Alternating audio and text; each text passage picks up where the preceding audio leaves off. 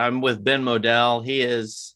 I met him, or I didn't quite meet him, but I saw him at the Kansas Silent Film Festival in February 2022. He's one of the leading. Now, tell me if I'm wrong about any of this. So I think Okay. I'm right. He's one of the leading silent movie accompanists in the world and has written hundreds of scores for silent movies.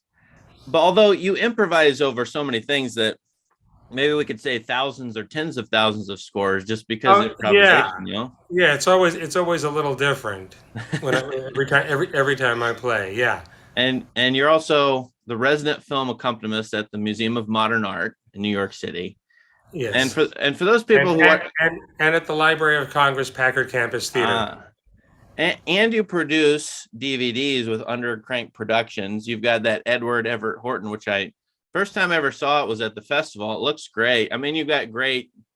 Do you do the graphic design on these, or do you No, outsource that? no, It looks no. good. Our graphic design is done by Marlene Weissman, an Yeah. old dear friend of mine, and who has worked on graphics not only for all of my releases but also on the Silent Clowns film series, which I've been producing and co-hosting for many years. But she did graphics for SNL in the '90s and the Phil Oh, Hartman, Jan Hooks era, and for Letterman and stuff like that. So she's got a great flair for commercial graphic design, but also a huge, deep love for silent film.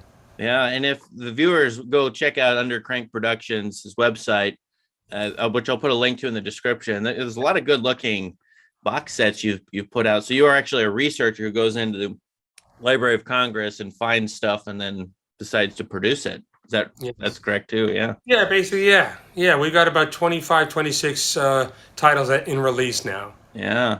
And the last thing I'll say about you is for especially for the viewers of this channel, you have your own YouTube channel, which is called Silent Comedy. Well, you produce videos on there called Silent Comedy Watch Party, among other things. And so you actually watch silent films, usually shorts, you accompany them, and then you comment on them. I noticed you had a lot of analysis on there. It was really, you're up to 66 episodes, I think. It's you're close. It's 77. It's a 77. multiple of Oh, 11, so you're okay. You're multiplying something by a prime number, so you got it. And 70 episodes. the silent comedy watch party is not something I just produce and post, but it's actually a live stream. Yeah. It's archived. So we've been doing those on a regular basis since the week of the shutdown in March 2020. Are you improvising over those as well, your accompaniment? Yes. Yeah. Yeah. But you've seen those movies before, so you know, or is that not? Usually, yeah. Sometimes I go, oh, I'll be fine, and I don't tell the audience, but it's by no means, and we can get into this in a minute, but it's not by no means winging it or just making it up as it goes Yeah. along. I've been doing this for a very long time, and like a jazz musician might have, you develop a musical vocabulary that you're always trying to augment and improve on. So you're drawing on that, and what's of the moment is the show and Mm. the presence with the audience and the just the spontaneity of what's happening. It allows me to get a little better each time I play for a film.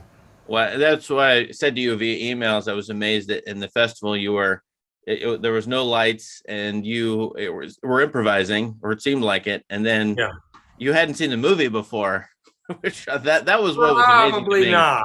Probably not. That was the I might Western have on the at some last point. night. Yeah.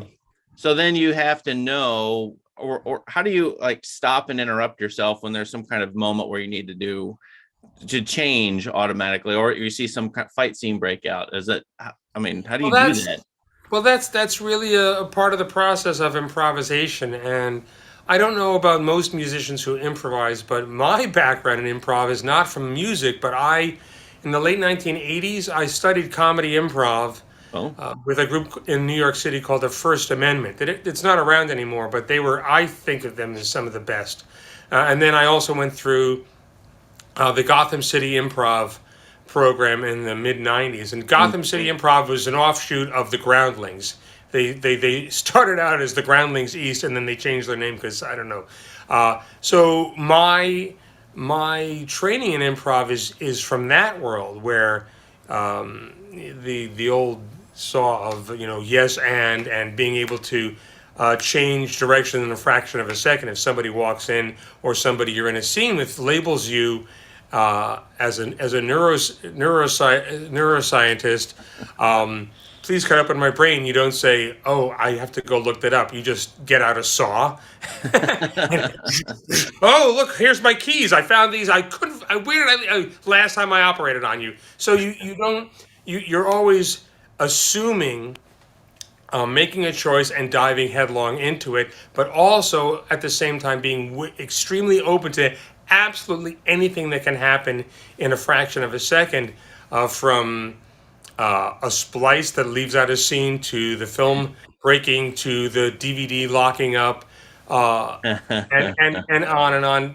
Those are mishaps, but there's also for films my analogy is that it's like driving somewhere at night that you've never been before and you don't have your GPS or your phone map working for you, and you're just looking. You don't stare at the double yellow line. You're looking for deer, mailboxes, the moon, landmarks your friend told you about, and anything that may surprise you, like somebody on an e-scooter coming out of nowhere. You can't just keep going straight and plow through them like at a video game. Oh, game over, I'll start over. You have to be open to absolutely everything, and you're constantly, you're remembering what's already come before. You're trying to stay present in the reality of what's in the scene now. You're thinking ahead 3 or 4 different directions. It's kind of like there's that character in Men in Black 3 who has this awareness of 3 or 4 possible realities, and at any given moment, one of them will happen. It's kind of like that. And also, then, depending on who the director is, knowing their sensibilities, so there may be a point of view that they're trying to get across, or in the case of someone like Chaplin, there's a certain satirical bent that he may have on a certain bit of business, that you make choices based on that. But it's a constant, and on top of that, for those of you who are musicians or composers or people who perform, the chord progressions, the structure of the chords and the melody, you don't follow what the melody and the piece of music is, because if the scene ends or somebody comes in a door with a rifle, you can't finish the piece. You have to stay with the film, and you not only have to stay with the film, you have to stay just a hair ahead of it, because if you're dead on, the audience knows, oh, he or she lined that up. If you're late, then it's really blatant. Oh my gosh, they're dancing a waltz.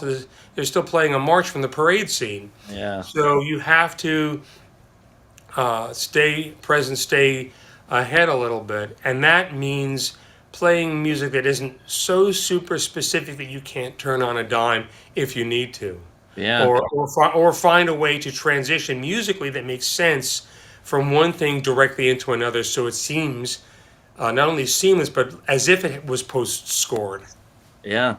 I should have told everyone, by the way, you play the piano, you play organ, and what you're describing is people go to movies and it's the same movie every time, but with live music at a silent movie, you never know, or sort of, you never know what's going to happen, which makes it actually interesting and unique. That's what I found when I was at the festival. I was going to ask you though, so you make a living, I think, off of obviously composition, among other things. Yeah. How do you get into that? How do you become a silent movie composer and musician playing, live? It's not something anybody ever sets out to do on purpose. And like a lot of things in the arts, it's that your trajectory is non-linear. It's not something like becoming a veterinarian or an orthodontist, where I go to this, I take med school and pre-med and this and an internship, and then you get this, and then and now I'm a doctor. And any gig that I play, I can pretty much count on the fact that I can trace it backwards about 10 to 15 years, and there's no way it could ever have been planned intentionally. Mm-hmm. So a lot of it is a matter of staying open to possibility, keeping your radar tuned to things possibly happening. And I think a lot of it, for me also is assuming this isn't to be a sort of a Pollyanna, but not just assuming things will work out or happen, but I think at least removing the they don't do that, they won't hire that, they Yeah. never show this, and maybe they don't, but maybe somebody else does, Hmm. and so a lot of my thinking is like starting by assuming this is going to happen, and then move forward and see what happens, and sometimes it works out, and sometimes it doesn't. I was obsessed with silent movies as a little kid. Oh. 'Cause they used to show them on before cable and home video. They used to show them on television, Mhm. either as kids programming or as filler, and public television used to run them. I also lived in the same town as the guy who wrote this book, The Silent Clowns, Oh yeah. Walter Kerr, who was the drama critic for the New York Times and the New York Herald Tribune before that. Wrote that book, and when I was 12, it was published, and I got a copy of it. My folks remembered that they heard somewhere that he had a film collection, and I wrote him a letter, and he called me a few days later. And so again, before home video, the only way to see more classic film was if you lived in a metropolitan area that had Yeah. a repertory cinema, which I didn't, or if you knew a collector, or if you had money to buy 8mm copies. So I arrived at film school because I was a film production major, having seen tons of silent comedy film, and they were showing the silent films there in the film history courses in dead silence. Again, this is all when Oh. all that was available was 16mm prints, and those prints don't have tracks on them. Yeah. And it bothered me to watch these films die in front of film students every week. So how I got started was, and I don't know why, I thought this was a good idea because I'd never given a recital, even though I'd been taking piano since I was a little kid. I went to the head of the department and I would like to try accompanying the silent film classes. And they said, what a great idea.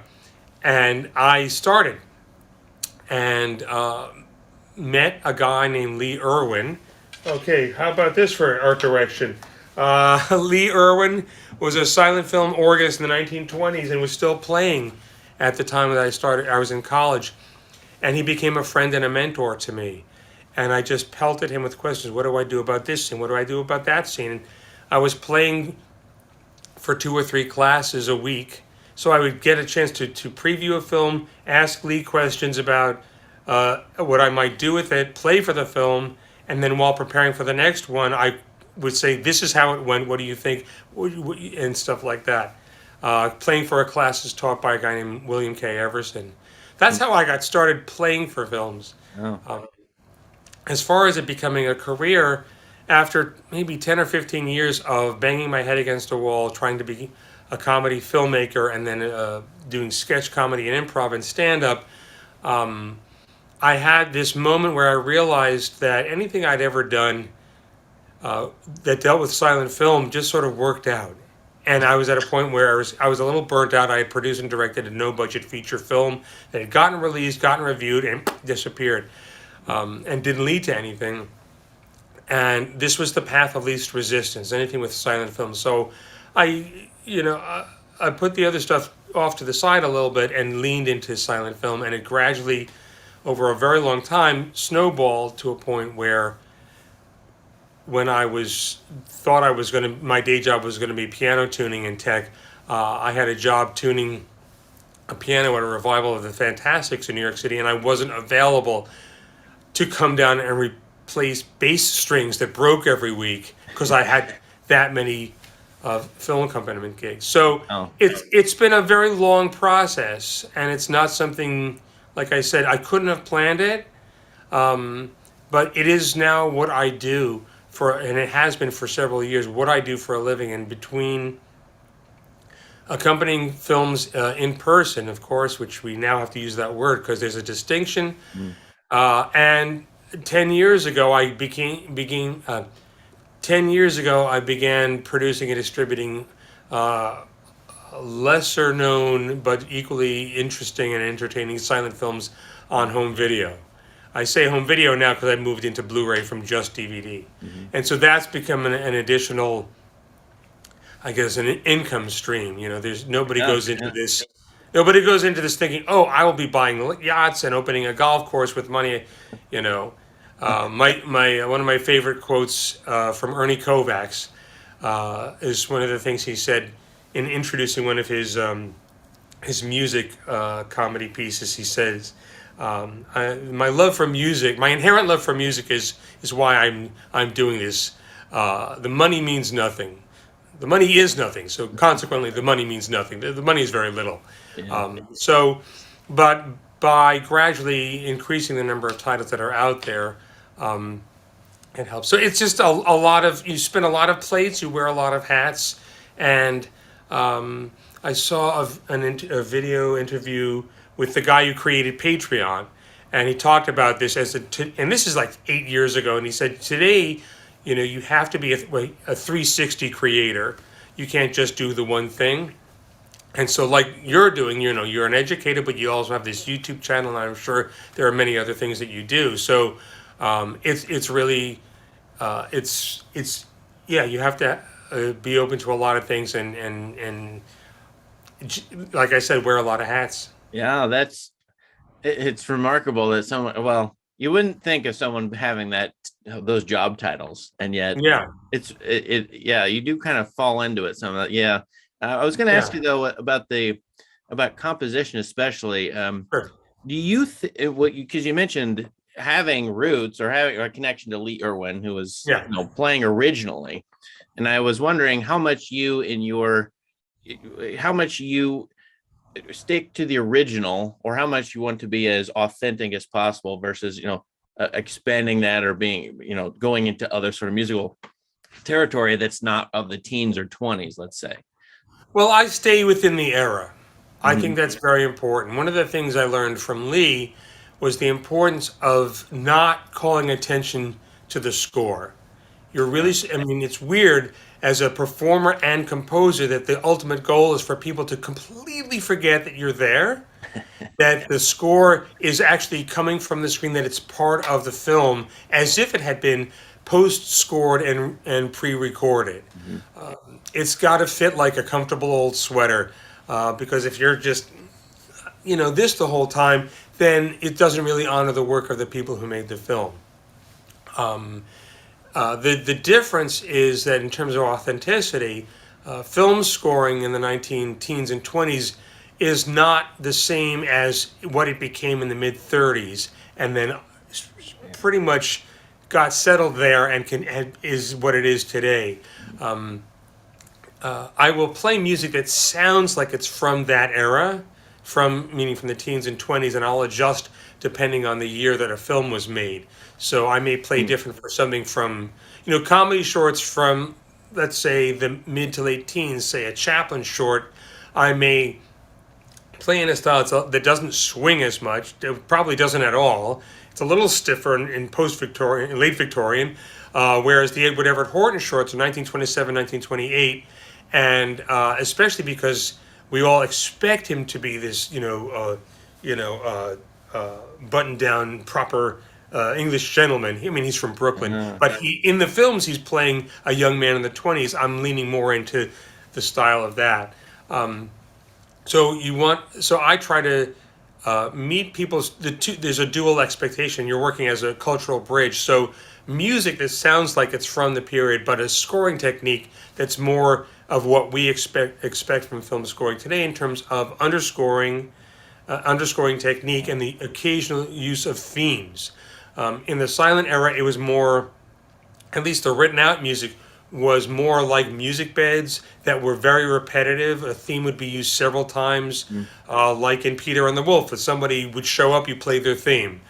It would use, it wouldn't flow quite as and breathe with the film quite as much, unless as an organist or a pianist, where because you were a soloist, you had the freedom to sort of adjust things. But if you were there just to make money, doing 4 shows a day, and you went back to your college classes, you would just play whatever. Okay, chase scene, and then you play chase music. Oh, and it fades, and now it's a dance, and then you switch.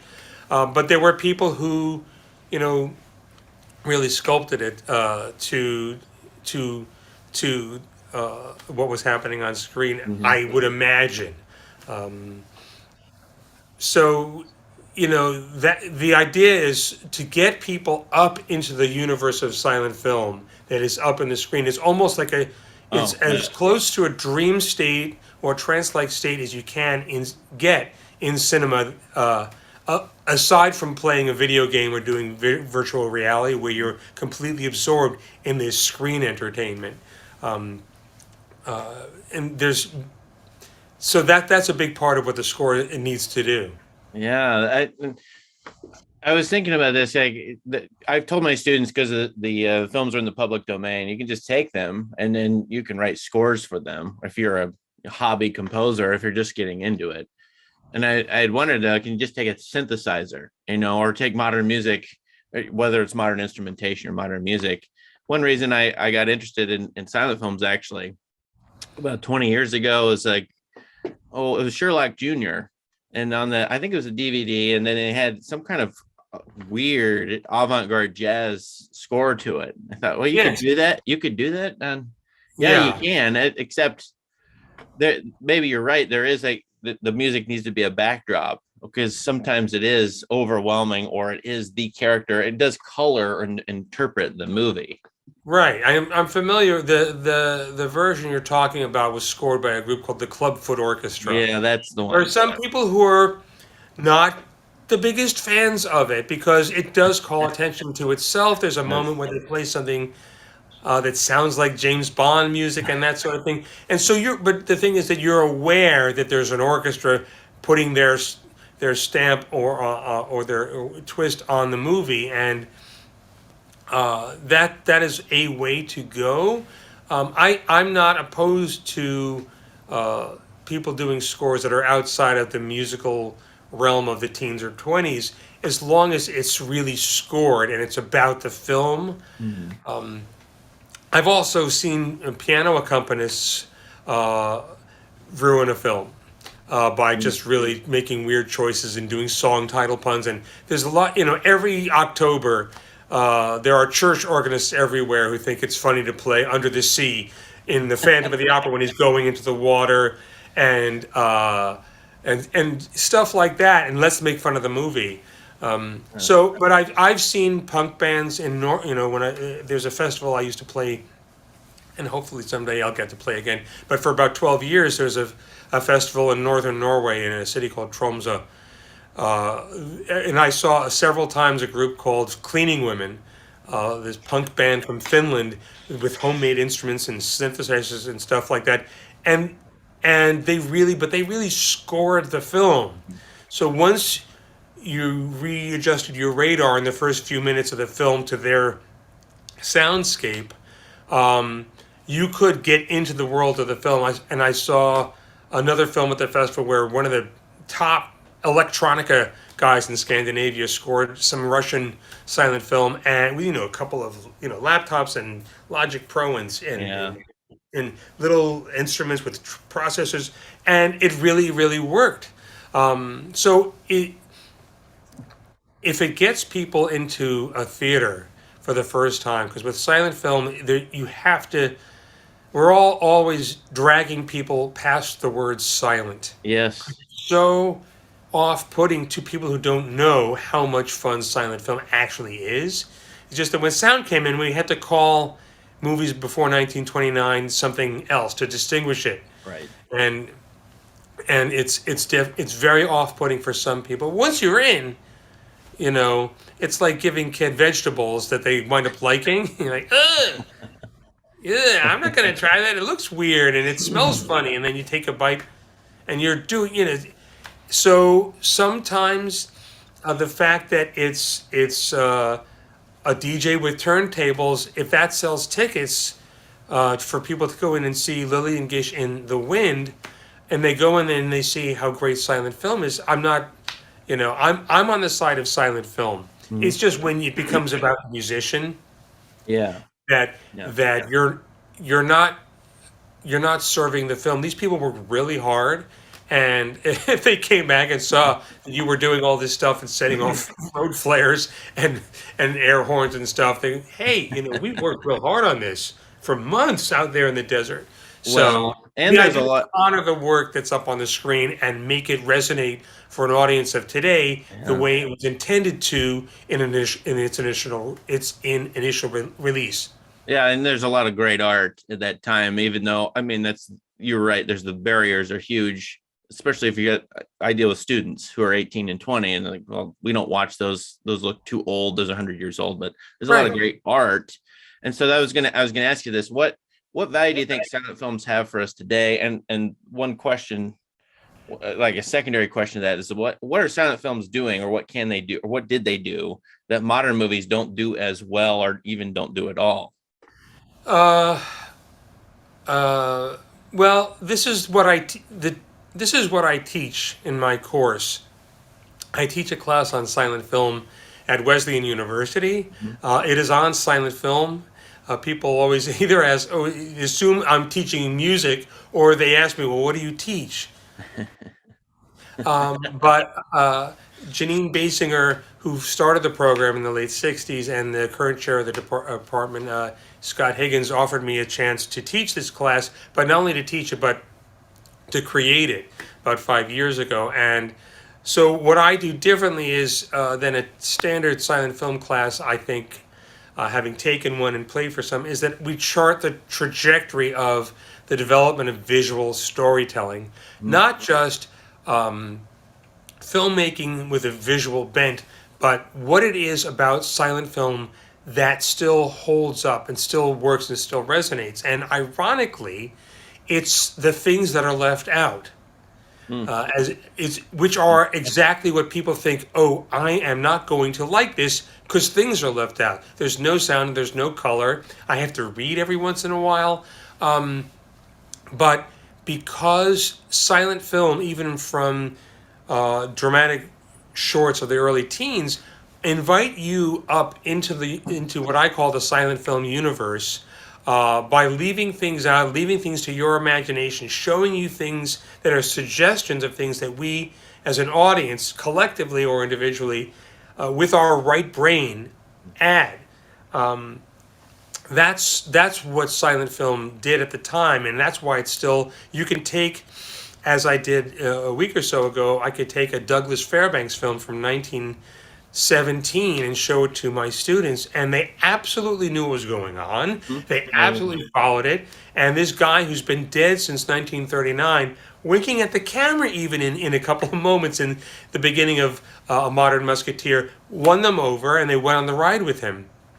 And the fact that he's leaping over tables and throwing tables and chairs at people out of nowhere and climbing up a church steeple and up and down, and it's just crazy. But you go on the ride with it. And so, what I think what made it a universal language is that we as an audience, and this was never intentional. No one sat down, smoking pipes and drinking absinthe, and what should we do with this film? But what it did is what makes it a universal language is that we as people, and our common human experience, bring that up into the film and fill the rest out. So several years ago, I was playing for Steamboat Bill Jr., Buster Keaton film, in a city called Jecheon in South Korea, in front of 3,000 people, outdoors, at a huge annual, it's the Jecheon International Music and Film Festival. So it's a film festival that has a lot of concerts, but also the films that are shown have some connection to music. And they have somebody come and accompany a couple of silent films every year. And that year, this is August, that year already I had played for Steamboat Bill Jr. 4 or 5 times in the U.S. And I had heard the audience response to it, every single gag, which ones had this kind of a laugh, that kind of a laugh, and this kind of a laugh. And the audience in South Korea had the exact same reaction to every single gag, including for the other film I had played for, The Freshman, which is such, USA Roaring Oh, Twenties culture, and yet and I had my interpreter explain to the audience what prohibition was, because there's a whole sequence in the Very freshman good. where Yeah. there's hiding a flask in the party, and I had to explain, there for 13 years, believe it or not, alcohol was illegal, and it really worked out. But it had the same reaction. And the festival in northern Norway, I would show, we would bring in groups of fifth and sixth graders and show them 1 week with Buster Keaton. And again, identical reaction. And so it's that leaving out of things and inviting the audience to fill in the rest. As long as you understand the language of what to hint at, what to leave out, and the poetry of that, it can still work. And I think that it's not a dead language the way one may consider Sanskrit or Latin to be. But I think that if you really understand the storytelling language, which most people, not all, but a majority of the new silent films that you see, people just don't. They're just following stereotypes that were started in the 30s and 40s to make fun of silent films with those title cards with the flowery borders, which were never in silent films that everybody uses, and the very oldie timey font, and the our hero and how could you? That comes from stage melodrama as a spoof of silent films. But if you really watch, I mean, there's so much available. I think that because of the fact that what is a key element is the leaving out of certain things that we bring up into the universe of silent film, from our own commonality of human experience, it's the perfect medium to tell stories that are racially diverse and LGBTQ, because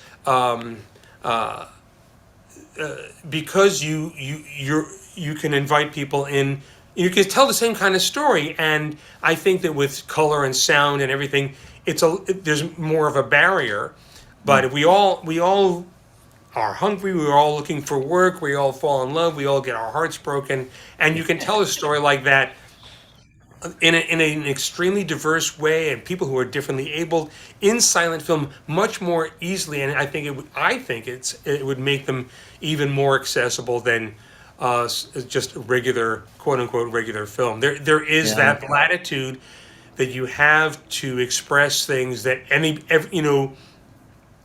this is another example that I love to tell, is that with little kids, I do shows every once in a while for very young kids, and I will show them my go-to short is Oranges and Lemons with Stan Laurel. It's 12 minutes long. It's a lot of slapstick. Little kids don't understand that they're supposed to like something or not. You just they don't have to, even if they can't read, I'll tell them, look, the first half of the movie, this funny guy named Stan is trying to pick oranges off of a tree. And the second half, he's trying to pack them into boxes with other people. And it doesn't go so well.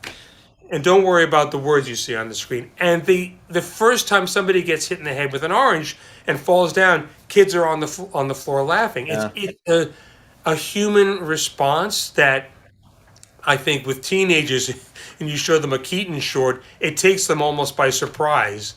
Oh my God, this is hilarious. And so it's as antiquated and arcane as it may seem on the surface, it's extremely relevant for today, as long as you really know how to speak the language.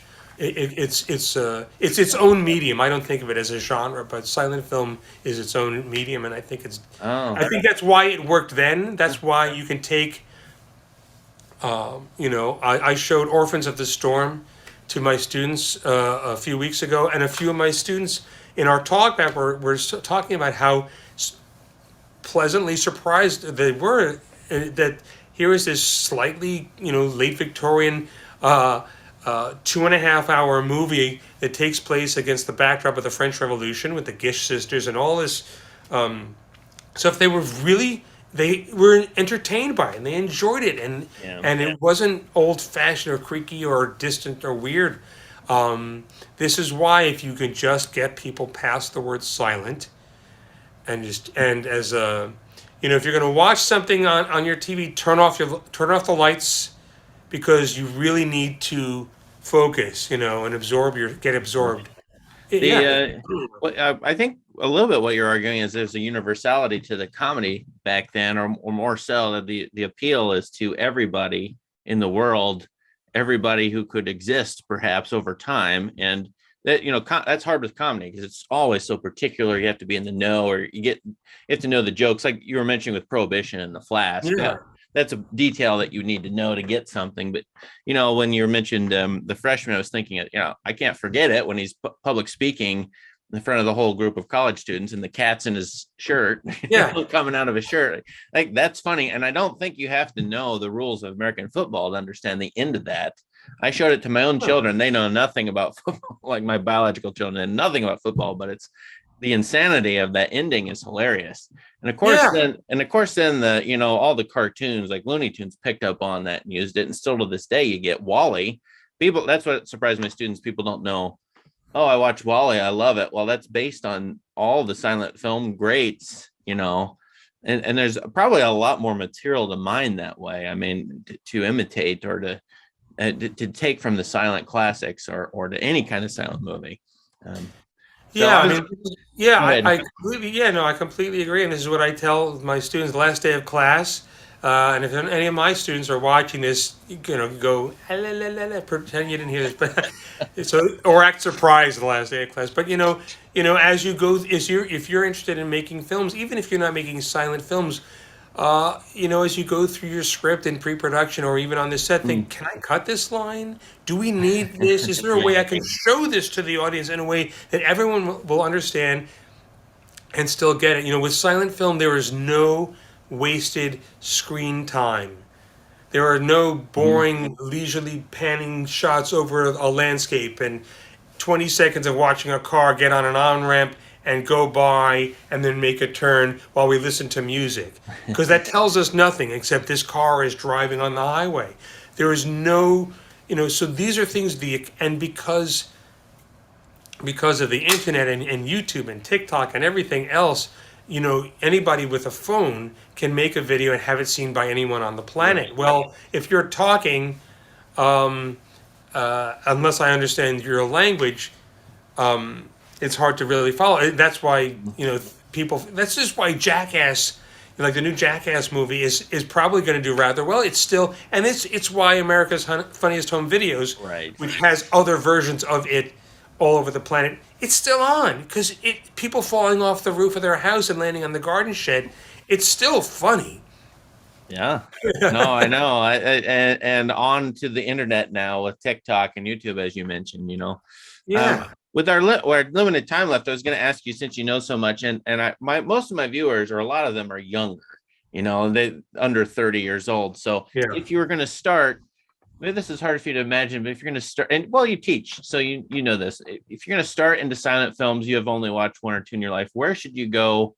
What should you try to start with in order to acquire a taste, for movies that are 100 years old or so? Well, there are a few go-to things, and usually they're from later in the silent era because they're a little bit more accessible that way. For many, and this isn't necessarily a recommendation of mine, but it's one of the things I've heard from a lot of people, that the first thing that they ever saw and that really impressed them was the movie Sunrise from 1927. And it's extremely well made.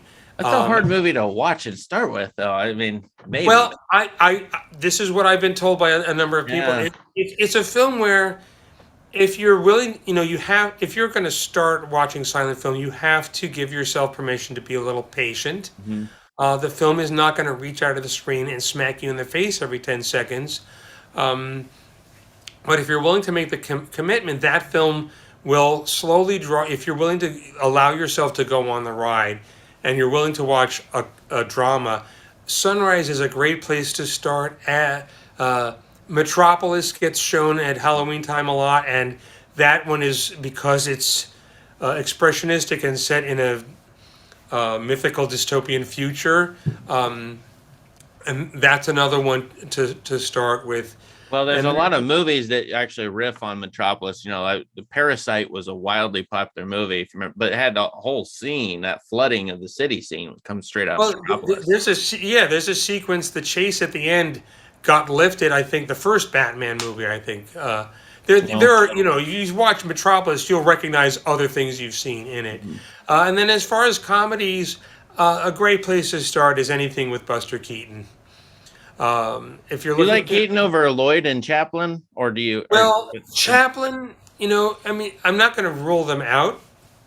Chaplin's sensibilities, because they're kind of late Victorian, may not resonate. But you may just instantly click with Chaplin. There is something instantly connect,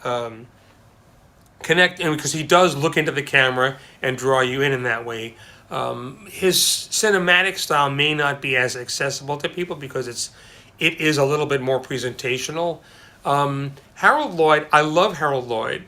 For reasons no one I know has figured out, the films don't make you laugh if you're watching them by yourself. However, there is nothing that rocks a movie theater audience like a Harold Lloyd picture. So if you know that some cinema is showing Safety Last, The Kid Brothers, Speedy, anything like that, go. They're You're almost totally right. they're almost engineered for audience reaction because nobody thought, well, someone's going to watch this in their house on their lap ever. Or on the But- phone. That would be a travesty. Lloyd, yeah, the Lloyd pictures you can watch and go, oh yeah, that was clever. That's very, oh yeah. But there is nothing that there's a film of his called For Heaven's Sake. It doesn't have an iconic moment in it that it's remembered by, but it's got more, gut level belly laughs crammed into 60 minutes of any silent film. And if you know that someone is going to show For Heaven's Sake in a theater, go. That's my feeling. I mean, I'm a huge proponent of Lloyd's pictures, but That's a really good one, by the way. People don't know that one, but right. it is. That's a good one to start with. It's 65 minutes, and if you don't feel better from laughing after that film is over, you really need to see a doctor, I think. Well, and then those don't get included in the kids or family movie fare, but I showed my own kids Harold Lloyd. I mean, all these ones we're talking about, but Why Worry was one of my favorite experiences ever because my kids just understood it and cracked up endlessly. Yeah. But you're going to go into Keaton, which I think you're right. Chaplin is a sentimentalist, and that can turn people off maybe, or be a little bit hard if you're younger. That was the case for me. But Keaton is a little bit more stoic, maybe a little cynical. There's something very contemporary about Keaton that if you don't have a lot of time, and you just want to watch something that's 20-25 minutes, watch 1 Week or The Scarecrow, or if you're into sort of the darker side of surrealism, a film called The Goat, which is one of my favorites. Cops, there's many of them that are just hilarious, and you'll just laugh out loud. Yeah. If you're going to start somewhere, I would start with a Keaton short, or something like Steamboat Bill Jr. or The Cameraman, and then work your way in from there. But those are good places to start. What 2 or 3 movies are your favorites that people may not know, or a lot of people wouldn't know? I mean, you mentioned some I think people might know, but what do you think is good? Is good that is underrated or unknown?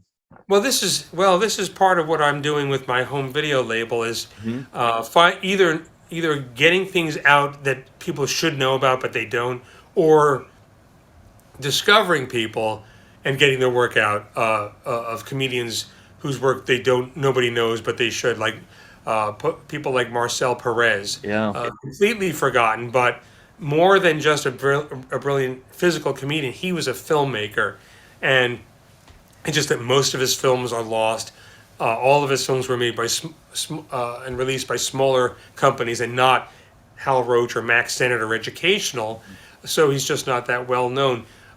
People like Alice Howell, who was a brilliant comedian, started her own series of films for about 10 years. Again, most of the films are lost. She's got a Hollywood legacy. Her daughter married George Stevens, the cinematographer and then director, and her grandson is George Stevens Jr., who's helped start the American Film Institute, produced the Kennedy Center honors. So Alice Howell is somebody else. Another comedian whose work is not that well known, but who's a huge star for about 3 or 4 years. The guy named Raymond Griffith, who is, I don't know, people who've seen his films absolutely love him, and that's going to be my next Kickstarter to release, score and release on home video 2 of his features. I was introduced to Griffith by Walter Kerr, who basically championed his work in the book The Silent Clowns, and without that, probably no one would really be paying much attention to Raymond Griffith. Again, most of his films are missing at the moment, but there's 3 or 4 that do survive. And so by doing these quality releases that are funded by fans through Kickstarter, it's a way of putting people, it's a combination of filling out the landscape and letting people know there's a landscape to fill out beyond Buster Keaton, Charlie Chaplin, Harry Langdon, and Harold Lloyd, and maybe Laurel and Hardy. Raymond Griffith and Edward Everett Horton, who, we're just rediscovering this series of 8 shorts that he made that were produced by Harold Lloyd that followed on a successful string of features that he starred in throughout the 1920s. So there are, we're in this wonderful time where as much as there are people who are discovering silent film, there are also people who have everything already, and there's only so many times you can restore the general and ask people to buy it all over again. Right. But these are the movies people went to see while they were waiting for Harold Lloyd to come out with his next picture, or waiting for Charlie Chaplin, or Greta Garbo, or Lillian Gish, or Colleen Moore, or whatever. There were other movies that were funny or moving or entertaining. So I would say, as far as comedians, Alice Howell, Marcel Perez, and Raymond Griffith are people. And there are so many people who were big stars in Westerns, and their films have really never gotten any sort of quality release on home video. And even though they were the bread and butter of most theater owners, give me a 6-reel Western any day, and not this 10-reel costume drama that I can only have 4 shows a day instead of 6. Give me a 5-reel Hoot Gibson or Tom Mix picture any day of the week. And so I'm working on that. I'm going to be working later this year on producing and releasing a pair of Tom Mix films. Again, so there's lots to discover if you're already into this. This is what Undercrank Productions, this is what we do. There's other people who are working on getting these things out there. One other recommendation I can suggest for first timers is the movie Wings. Yes. Drama. Again, it's a longer film, but it's the film that won the first Academy Award as Best Picture, and it's extremely well made. And it might be interesting to watch it again right now, because unlike The Big Parade, which is the other big World War I epic made in 1925, Wings has a kind of a bit of an anti-war sentiment to it. It's not overt like in a D.W. Griffith picture, but it is there, and the film is extremely well made. And so that's something, if you haven't seen it, that may not be as well known to take a look at.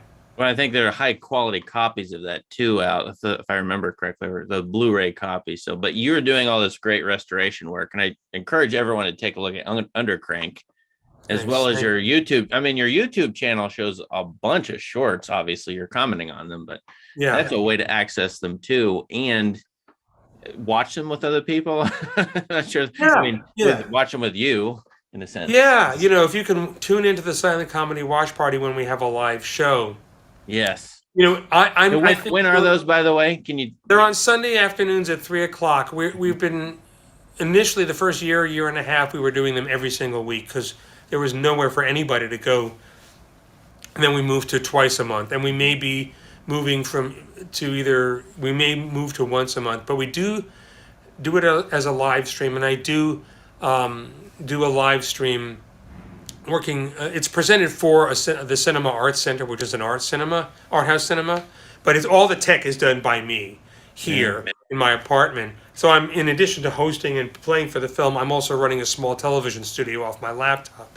But as most venues are shuttering their virtual cinema offerings as far as live presentations, I think at this point I'm the only person on the planet doing live streams with silent film where I'm live scoring things. And I have to hope or imagine that people who are tuning in when we're doing a live stream can sense that, knowing that it's me playing right now just on the other side of your screen. And that's what the Silent Comedy Watch Party really is. It's a great resource. Like, there's 77 episodes that are up for people to watch. But if you can catch one of my live streams and stream along with us, it's probably the closest you'll get to going to a silent film show where there's a musician in the room with you. Because in many cases, you may not live near a place that's doing that. And even if you do, a lot of art houses don't do silent film that regularly. Right. Yeah. And now everyone can see you pack the triple whammy of being knowledgeable, being talented, and entertaining. So I mean, no kidding. I really appreciate your time today, and it was. Oh. Now I'm going to have to dig into some of the stuff. I saw the Marcel Perez short, and I never heard of him at the Silent Film Festival. So you have those 2 DVD sets. I'll have to get those. That the white suit short was really entertaining. Yeah, and his American pictures are really, you cannot believe that the stuff he's doing as a filmmaker. And a lot of times you'll watch it, and if you know other silent comedies, you'll think, oh, I saw that gag that Perez does in a Keaton short or a Chaplin short or something else, and you realize those films came after the Perez short. So I don't know that anybody was necessarily copying him, but he really knew what he was doing. So yeah, I appreciate you digging into the catalog and seeing what we have, because there's so much more beyond Chaplin, Keaton, Lloyd, and like that. And if people want to stay in touch or follow me, I'm on everything just about. But on Twitter, it's at Silent Film Music. If you go to silentfilmmusic.com, you can get on my email list, follow my blog, and my YouTube channel is youtube.com /Silent Film Music. And definitely check out something called A Study in Undercranking, which is a video essay I did with Criterion, which is either on their streaming channel, or if you dig physical media, buy their release of The Kid. It's about 25 minutes, and it explains a secret that I figured out about 10, 12 years ago, which is why silent film looks like it does. It looks like film running faster, but it doesn't. And that is something that everybody knew in the teens and 20s. Well, I don't. That's another hour. So look for that, and I have many blog posts on it. But it was absolutely a technique of making silent film, of cranking slower and moving slower because the film would be shown faster. Oh, okay. I'm gonna now look into this, and yeah. I got 100 other questions. There's so many thematic questions going on in the 20s. So anyway, maybe I'll get you on again, and we'll dig deeper into this. The material of the time. But thank you so much for your time today. I really, really appreciate it.